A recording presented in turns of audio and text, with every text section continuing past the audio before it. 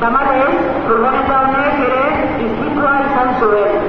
Dispertsioa, 2014 urte honetan eragindako 8. istripua pairatu zuten barruan zihoazen 6 lagunek. Furgoneta honi gertatutakoa gure egoeraren metafora lazgarria da. Istripua uztailaren 9.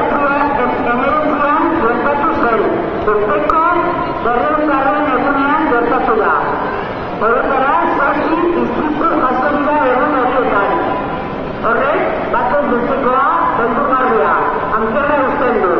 Dispertsioa, 25 egunetik behin istripu bat eragin du espetxeetara bidean. 7 istripu, 7 hilabeteetan. Azken istripua bakarrik 6 gertatu egon duelarik. Horretara, aurten, 25 lagunek baino gehiagoak izan dute istripua. No solo eso, nuestros familiares están cada vez más alejados. Hay un total de 472 presos políticos. De ellos, 196 están encarcelados a entre 1.100 y 800 kilómetros de Euskal Herria. Eso supone viajes de entre 2.300 y 1.600 kilómetros, mientras en las cárceles de Euskal Herria solo hay 5 presos políticos, 196 contra 5. La fecha de la dispersión es ridícula y cruel. En las últimas semanas se han multiplicado los grandes titulares. Sí, han llevado a 2 presos a Monte Marsan, Landas, pero también han llevado a otros 2 casi a Bélgica, a Bapén, a otros 2 de Madrid hasta Jaén y otros 3 hasta el Mediterráneo, hasta la Escol. Mientras tanto, hemos visto cómo los intereses políticos crecían por encima de la defensa de los derechos humanos, intereses políticos partidistas, y el mínimo exigido a la clase política es la defensa de todos los derechos humanos. Palabras y palabras, palabrería, sin hechos concretos. Más hechos y menos palabras es lo que queremos exigirles ante este octavo accidente. Ya es suficiente, ya basta. Bukatzeko eta adi, mesedez.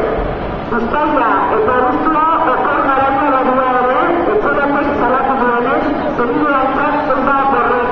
Esperotik espetxeratuak dauden gure aideen eskubideak etekgabe baitira zapalduak. Egoera hori salatzeko, aurtengoan ere, Loyola Basilikan eragedea abuztuaren batean. Eta ondartzak betetzeko betu egin dugu abuztuaren 2. Guztua gara beharrezkoak dispertsioarekin amaitzeko. De todo más, el julio de agosto es la época de vacaciones, pero para nosotros los familiares, para nuestros allegados presos y para seguir disfrutando nuestros derechos no hay vacaciones. Para denunciar esta situación tenemos visitas inamovibles como todos los años. La primera, el 1 de agosto en la Basílica de Loyola y la segunda, el 3 de agosto en las playas. Para ir a Loyola habrá autobús que saldrá de la Estonia a las 9:30 de la mañana para apuntarse a los nombres a los responsables de los barrios o conectar con Prosune. La cita en las playas será a las 12 del mediodía desde el Náutico, Ruta Plantus para organizarnos. Bueno, y etortzeagatik, etxean eta bizirik egin dugula